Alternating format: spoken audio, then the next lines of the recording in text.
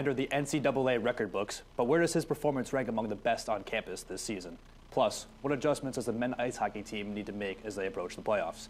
We have a live update from Lender Court after men's basketball takes on Iona, and of course, we give you our final roars. All that and more coming up on Bobcat Breakdown.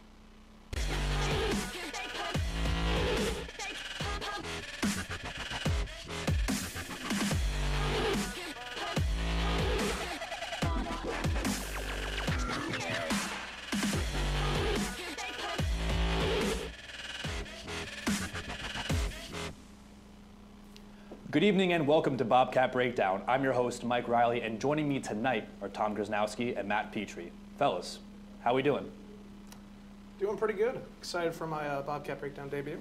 Wouldn't want you to make your debut with anybody else. It's going to be a lot of fun, Petry. It's going to be a great time. I'm excited for it. Let's do it. Well, before we really get into the debates, Quinnipiac took on Iona tonight, falling 81-77. So we're going to take a quick look at what Baker Dunleavy had to say after the loss.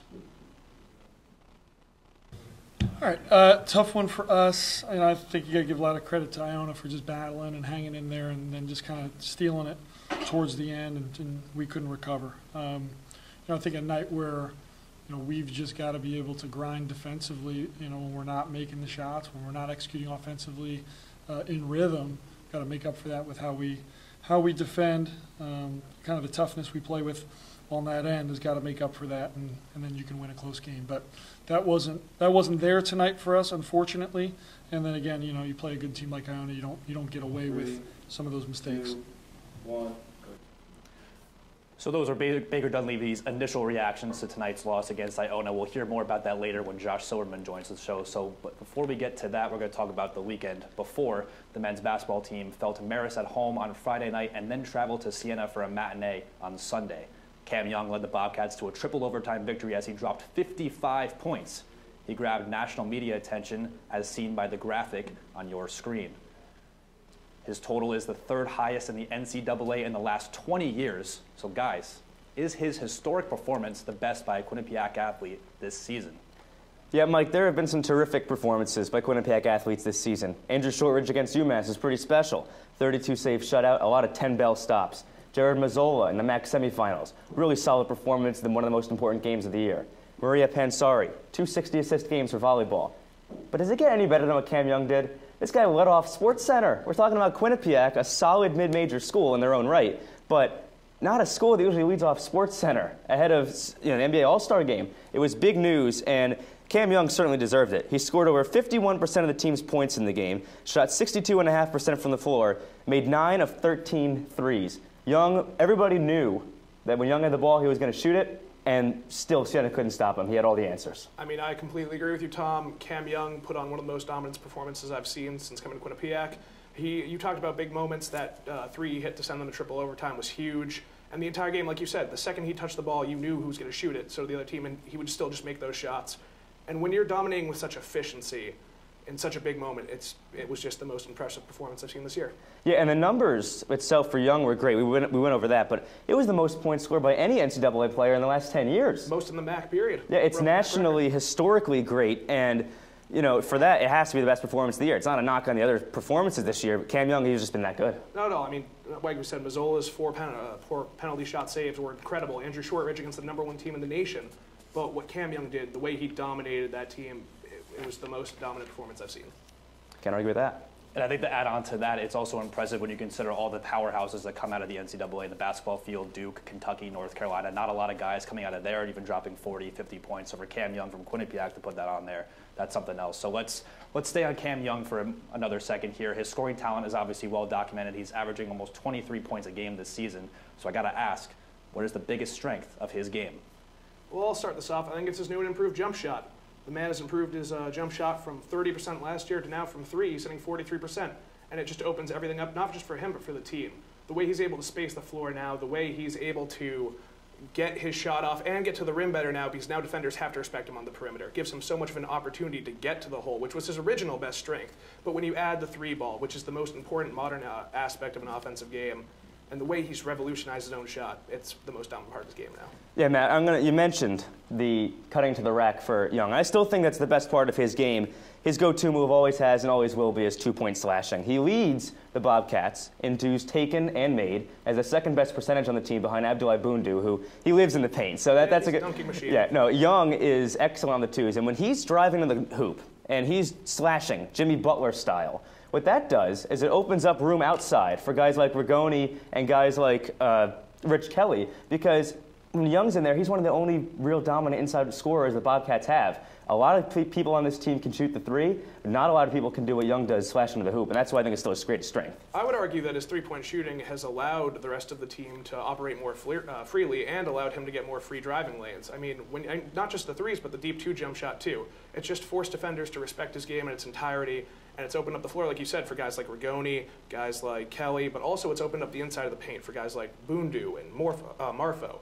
And I just think when you look at the Quinnipiac Bobcats, they shoot the most threes in the MAC and they make the most threes in the MAC. And when your best player develops a three-point jumper like he has, I just think that's become the best part of his game. Yeah, but there aren't too many players on this team that Baker Dunleavy can really trust inside. And for Cam Young to be one of those guys, it's still where he's going to make most of his hay, and it's where he's going to get most of his points. And you know, I'm not going to argue that the three-point shooting isn't good. I mean, it's one of the best on the team. But for him, he always will be a two-point slasher first, and I still think it's the best asset of his game. All right, guys, let's move on from Cam Young for the rest of the block here. After him, who do the Bobcats look to for scoring?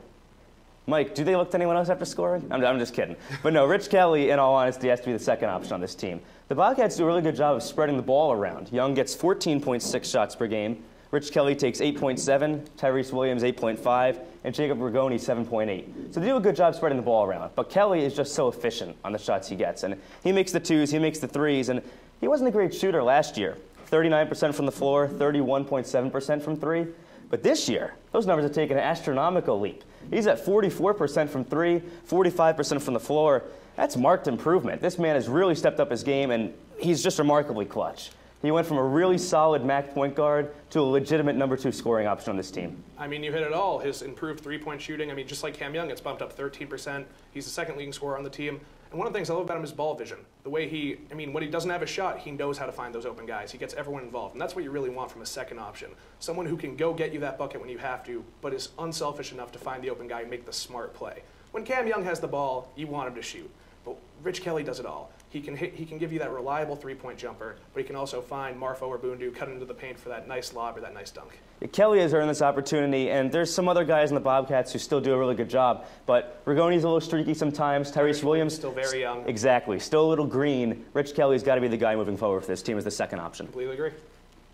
All right, guys, before tonight's game against Iona, Quinnipiac was in a tie for first place in the MAC with Canisius. They are now in second after losing to Iona tonight. But over the weekend, the Bobcats only got 7 points from the floor from their bench players combined. Do you guys think that the Bobcats' success this season is sustainable with that level of production? I'd like to caveat this by saying I think it's sustainable through the regular season. Okay. Through the rest of their schedule, I think they have winnable games. Against Monmouth, last time they played them, actually, they scored no bench points again. They still beat them. Didn't matter. They've proven that their starting five is dominant enough in the MAC to win these games. But in the tournament, and if they, by any chance, make the NCAA tournament, I don't know that you can go on with your bench barely getting 4 points a game, if even any points. I just don't know if that's sustainable down the road. Yeah, in short, this team, the bench production for this team or the lack of production, it's not sustainable for success. You can't shoot 26.5 on threes when most of what the bench does is shoot threes. Aaron Robinson, 80% of his shots are threes. Atson, 50% of his shots. Pickron, 3 out of 4. These are the guys who are getting most of the minutes, and they're all very similar players. I think the problem for the bench with the Bobcats, and it's not something they can correct in season, it's something that's going to take some more recruitment. They do need another proven inside scorer. We said Cam Young is one of the better inside scorers on this team, but without him, their bench players really is a lot of 3-and-D guys, and it's almost too much of the same look. You just can't bank on this production right now. And I think, you know, earlier on this season, Travis Atson was knocking down more shots. Aaron Robinson was knocking down more shots. Marfo is really good as a big man. I think they're all sort of in a bit of a shooting slump right now. But at this current rate, there's no way they can keep going forward. The other problem is the minutes go up for the Stars. Rich Kelly's minutes went from 30 minutes in his first 6 games to 36 over that span. And Cam Young, he's up to 39 minutes over his last 11 games. And that includes 3 overtime games, but still. Of course. He's wearing out his stars at like a Tom Thibodeau-style rate. I mean, you bring up a great point. I mean, if you want to make a deep run into the tournament, you can't be running your stars into the ground. And I think my favorite point you brought up was we don't have an inside presence. No matter how much the game transitions to threes, there will always be something to say for a big man who can go and get you points in the paint. It draws the entire defense in on him, opens up for all those three-point shooters you just mentioned. Our bench is very similar in what type of players we have. We need to diversify that. And like you said, it's not going to happen overnight. It's going to be a recruiting class. It's going to be what Baker can bring in.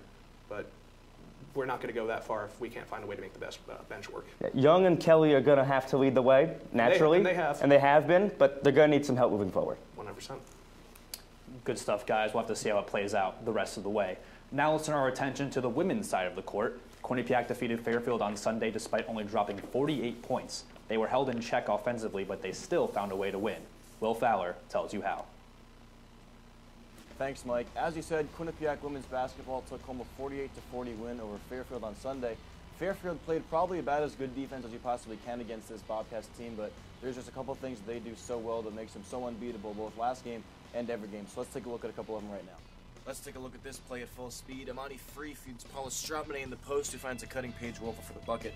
Let's slow it down. It starts with Strautmanet getting fed the ball in the post, and as soon as she turns her body towards the basket, Fairfield brings that double team. That's the kind of attention that Strautmanet demands under the rim. The problem is, this is a 2-3 defense, which essentially means only 2 players stay baseline. Strautmanet brings her defender out, which creates a wide open lane for Paige Warfel, whose defender was shooting towards Aaron McClure. The Bobcats consistently have 3 players on the floor who require constant attention, meaning when a defender inevitably cheats to defend them, players like Warfel find themselves in situations for easy buckets like this one. Alright, let's run this next play. It starts with Paula Strautmanet again drawing that double team, leaving Aaron McClure wide open, and she buries the mid-range jumper. What really happened here, though? It starts with Fairfield bringing another double team, and this time using Aaron McClure's defender, which left McClure wide open. Strautmanet immediately recognized that. This forced Paige Warfel's defender to leave her assignment and close out quickly on McClure to prevent an open 3. All Aaron McClure had to do was take the defender in the other direction, get a high percentage look from about 12 feet out, and drain it. One thing the Bobcats have consistently excelled in is its fast break opportunities, such as this one. They work quick, and right away, look at this defense. 2 defenders essentially fighting over who gets to mark Aaron McClure with nobody guarding baseline. That miscommunication gave McClure a wide open lane, and now look at this. This is a 3-on-1. McClure has so many options, she decides to go up with it herself and draw the foul for the &1. Another reason why the Bobcats find so much success on offense, their ability to earn themselves second and third chance opportunities. Just take a look at this. The poor box shot allows Jen Fay to grab the initial miss from Brittany Martin. Fay goes up with a shot of her own, misses that, and pulls down her own miss. Great job following her shot by Fay. The Bobcats average a tick over 15 offensive rebounds a game. That's tops in the MAC. They had another 15 against Fairfield on Sunday. So there you have it. Just a couple things this Bobcats team does so well on offense, even in games when they're limited to just 48 points. Mike, back to you guys at the desk. Thanks a lot, Will. We have to take a break, but when we return, we'll have a live update on the men's basketball game against Iona from Josh Silverman. Plus, the guys will pick their ideal men's hockey power play. Don't close that browser. We'll be right back.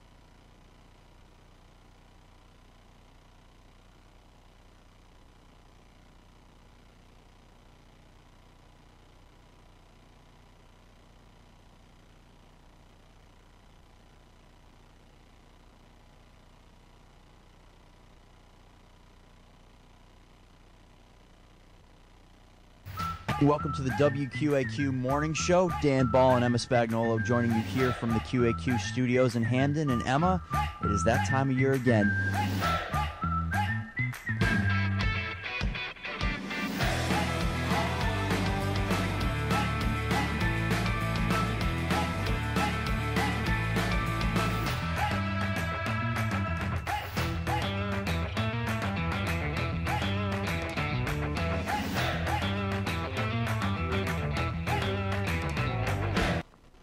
Welcome back to Bobcat Breakdown. Thanks for sticking with us. We're going to go up to the People's United Center where Josh Silverman is standing by to give us some analysis on the men's basketball tilt between Quinnipiac and Iona. Josh, can you hear me? I can hear you guys. Happy to be here. I wish I was down in the studio with you guys, but I'm happy to be up here after a fantastic game. I won a game that Quinnipiac fought to come back into, but ultimately fell short. So, Josh, I got to ask you, well, you know, it wasn't just the second half. It was really the whole game. They were 8 of 17 from the free throw line. They shot 30% from 3 in the second half, 31% from the field. And when you look at it, they shot 49 threes in the entire game. And Cam Young and Rich Kelly combined for 48 points. But when you look at the rest of the team, that wasn't just enough contribution on the offensive end. Players like Jacob Rigoni, Tyrese Williams, Aaron Robinson, Travis Atson, they all missed shots that they usually make. And, you know, you can attribute that to the team going into triple overtime on Sunday against Siena in that win in which Cam Young had 55 points. And it was just one of those games where the shots weren't falling. They were there. There was fantastic ball movement led by point guard Rich Kelly throughout the entire game. And Quinnipiac ultimately fell short. You can probably attribute the missed shots due to the fatigue from playing on Sunday and then the quick turnaround tonight. And they just didn't do enough to make the shots and stop Iona at the end of the game. now switching from what Quinnipiac did wrong, what did Iona do so well to earn this victory? Well, Iona has stars in Ricky McGill and E.J. Crawford. McGill had 21 points. Crawford scored 20. So when you just look at that in the first half, they really didn't get it going. But once Quinnipiac started missing shots in the second half, Iona capitalized on that, and McGill and Crawford went off, and they were just able to close out the game late. Now, they also struggled from the free throw line late in games, as Ryder did when they were here last week, except for the fact that Iona did hold off a Quinnipiac late push thanks to just points from their stars and Iona's experience, and they have a great coach, and they just do things better that Quinnipiac did tonight. So, Josh, I'm going to put you on the spot here for just 1 second. You said on Sports Pause last night that QU would represent the MAC in the NCAA tournament. Do you still believe this after tonight? You know what? I do still believe that one game is not going to change the opinion. If I felt that strongly enough to say that Quinnipiac would represent the MAC in the NCAA tournament last night, I wouldn't have based it or changed my opinion off one game. Yeah, they lost tonight, but they were coming off a triple overtime loss to Siena, and I've referenced that already a couple of times in my live shot, but that's because, and that's an extra 15 minutes. Cam Young played 54 minutes in that game, so I'm not worried about a home loss. Once they get to the tournament, I think Quinnipiac will be ready to play. They'll find a way to get their role players more involved. They'll find a way to drive more to the rim and finish at the basket. They'll get calls that they didn't get tonight, and they'll make shots that they didn't make tonight. I still believe Quinnipiac will represent the MAC in the NCAA tournament this season, and that doesn't change based off one loss against Iona tonight. Thanks for the update, Josh. Always a pleasure to talk with you. Hope to catch up with you more soon. So let's slide over to the ice. The men's ice hockey team is ranked 5th in the USCHO poll and is ranked 6th in the pairwise rankings. The Bobcats have had a good season so far, but what's the biggest area of improvement moving forward, guys? So our own Kyle Lavasser hinted at this last week, and then our other beat reporter, MJ Baird, really elaborated on this in a column. But this team really needs to figure out how to win some more games on Saturdays. This might sound like a bit of a nitpick, but Quinnipiac, they're 10-1-1 on Fridays, only 6-5-1 on Saturdays. And that's a pretty stark comparison for a team that's number 5 in the nation.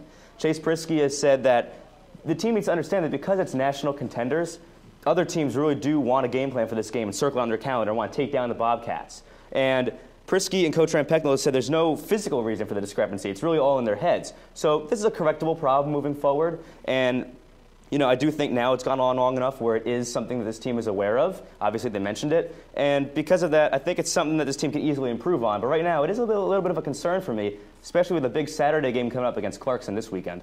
I mean, that's a fair point. It's a good point. Bring up some valid reasons. I think it's the penalty kill. Like you said, it's a bit of a nitpick no matter what way you swing it. Quinnipiac is the number 5 team.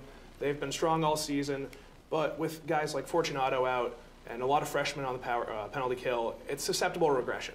They've been holding strong so far, but they really, especially down the stretch, they're going to have to really look out for that penalty kill. Yeah, Rand Pecknold himself has said the penalty kill is something that he thinks could stand for some improvement. The percentage, though, is still really good. It's one of the top 3 in ECAC hockey, but for me, between that and the Saturdays, there are 2 things that I think that they're minor problems, but there's something that definitely this team needs to look at. I mean, I'd argue for Saturdays, they've been on a bit of a correction streak. I mean, in the last 10, they're 6-3-1. They're starting to move back in the right direction, and Rand's been doing this for a while. He knows how to prepare his guys. He's had a lot of success. I'm sure he will find a way to make this Quinnipiac Bobcats team win on Saturdays. We'll see this weekend. So you guys mentioned the loss of Brandon Fortunato to the power play, so let's shift over to the power play. Losing him was a big blow to that special teams unit and has forced Rand Pecknold to make some adjustments. So I got to ask you guys, what's your guys' ideal power play unit without Fortunato? Matt, you want to go first? All right, I'll take this one.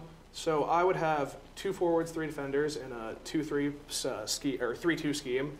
I would have Bon Giovanni and Odin Tufto up front by the net.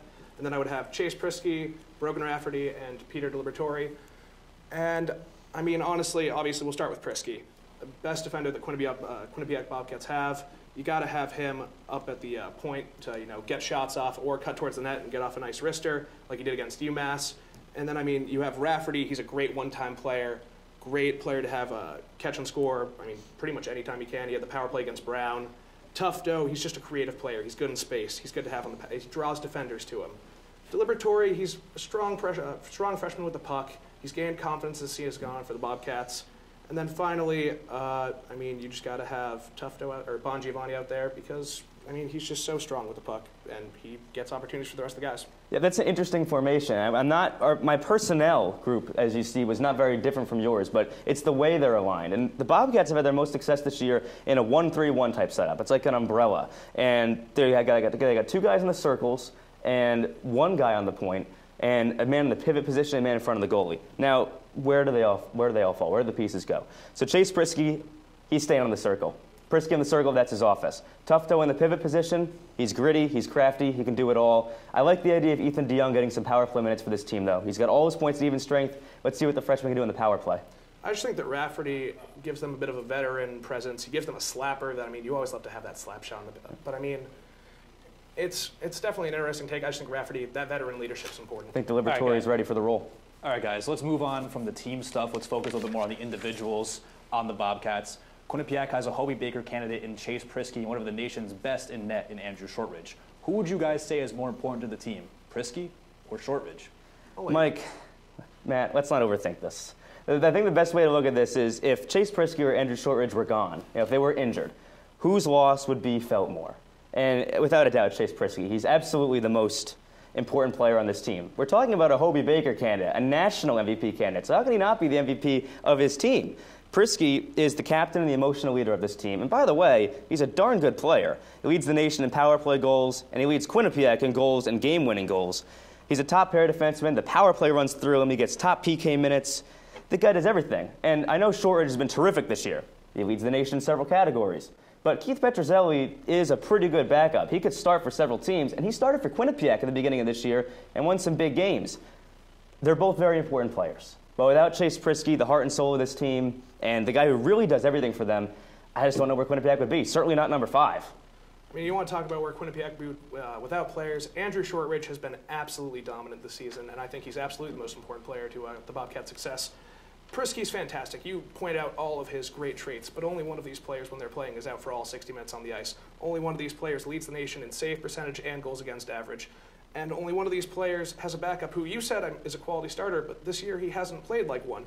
In conference, Petruzzelli's allowed 3.28 goals against. He has an .880 save percentage. I mean, you can't tell me that you can just throw him in there for Shortridge and that we have the same production, or that Quinnipiac's the same production. They've done it before. Petruzzelli's a reliable backup, and he certainly could start for a lot of teams. And just without Prisky, who would even step up? I don't even know where Quinnipiac would be. Good stuff, fellas. Now let's shift from the men's hockey team to the women's hockey team. The Bobcats had a big weekend taking down RPI and Union, moving them to a tie for 8th in the conference. Do you guys think they'll enter the playoffs as the 8th seed, or will the Bobcats have a different starting point come playoff time? So this team's clinched a playoff spot, and they can rise all the way up to 5th if they win out and they get some help. I don't think they'll quite rise that high, but I do think this Bobcats team gets 3 out of a possible 4 points this weekend. I think they beat St. Lawrence, who's beatable. They've lost 6 of 7. The one win actually was against the Bobcats, but it was a close game. And then as for Clarkson, their last 3 games have all gone to overtime, and they're just 3-2 in their last 5 since a scare against the Bobcats 2 weeks ago. They're more susceptible. I think Quinnipiac ties Clarkson. They get 3 points this weekend, and they rise up all the way into the 6th seed, where they would take on Colgate in my simulation.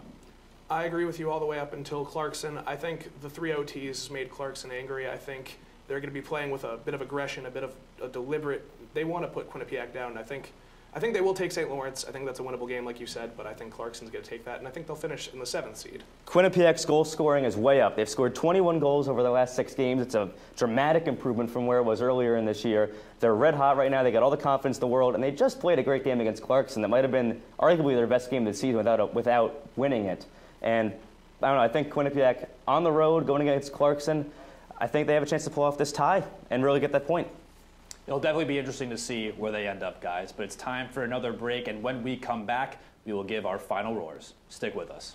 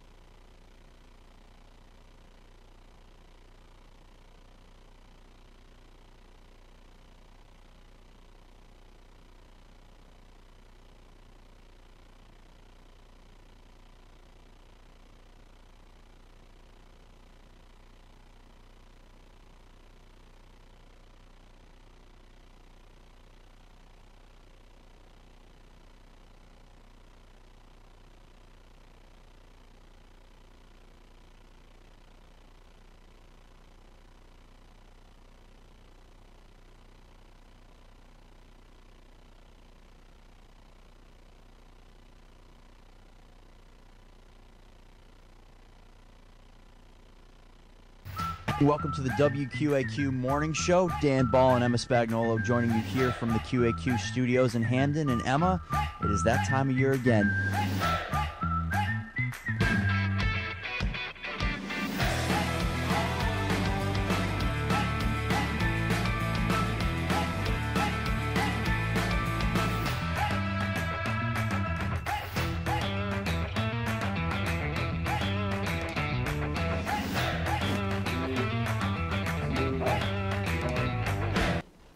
Welcome back to Bobcat Breakdown. It's final roar time here in Hamden. Tom, why don't you start us off? There's a saying around baseball that pitching wins championships. For the Quinnipiac baseball team, pitching will have to win them the MAC championship. Last year, the team's pitching was good, but not great. The inconsistency cost the team in its 3 high-scoring playoff games, allowing 11, 6, and 11 runs in those contests. Taylor Luciani and Brendan Chalakis were a solid 1-2 punch last year, but both have graduated. Now, the status of ace and team captain falls to Tyler Poulin. Poulin can miss bats, but his control wavers wildly between starts. It remains to be seen if he can be the ace the Quinnipiac needs. Chris Enns and Arthur Carrera are next on the bump, and we don't know yet if they can handle the jump to the full-time rotation. There are questions all around this team's pitching staff. But the best part of this team is clearly its hitting. There are sluggers up and down the lineup. The destiny of this team, though, lies on the mound. When Cam Young transferred to Quinnipiac for his junior year, he only received 8 minutes of playing time. In the following season, under new head coach Baker Dunleavy, Young blossomed into a star, leading the team in points and rebounds. Now, in his final campaign, Young currently ranks 13th in scoring nationally and has the strongest case for MAC Player of the Year. Over the weekend against Siena, Young made national headlines by dropping 55 points, the most by a Division I player since 2008 and a MAC record. But most importantly, in his last season, Young has been the centerpiece of a Bobcats team that has a real chance to make the NCAA tournament for the first time in school history. So when this season is done, Quinnipiac won't just be losing Cam Young. they'll be losing, in my opinion, the best basketball player this program has ever seen. This is a rare time for the Big Four sports at Quinnipiac. For the last few years, one or two teams have reigned supreme. In 2016-2017, the women's basketball team made a run to the Sweet 16 and the men's hockey team made to Lake Placid. Last year, the women's basketball team won another NCAA tournament game and the men's basketball team had an upset win in the MAC tournament. It is unusual for all four teams, men's and women's basketball and men's and women's hockey, to be good at the same time. The men's basketball team is second in the MAC with March Madness hopes. The women's basketball team is continuing their dominance of the MAC with a 43-game conference winning streak. The men's ice hockey team is a top 5 team in the nation, and the women's ice hockey team is gearing up for a run in the ECAC tournament in Melissa Samoskiewicz's last hurrah. So, Quinnipiac fans, savor this moment. It is special to be able to watch one good Division I team per season. It's even more special to watch 4 good Division I teams in the same year. Take it all in. Well, that's all the time we have for tonight. Make sure to follow us on social media at QBSN and at Q30 Sports, and check out all of our content on our websites, theqbsn.com and q30.com. Thanks for joining us. We'll catch you next time.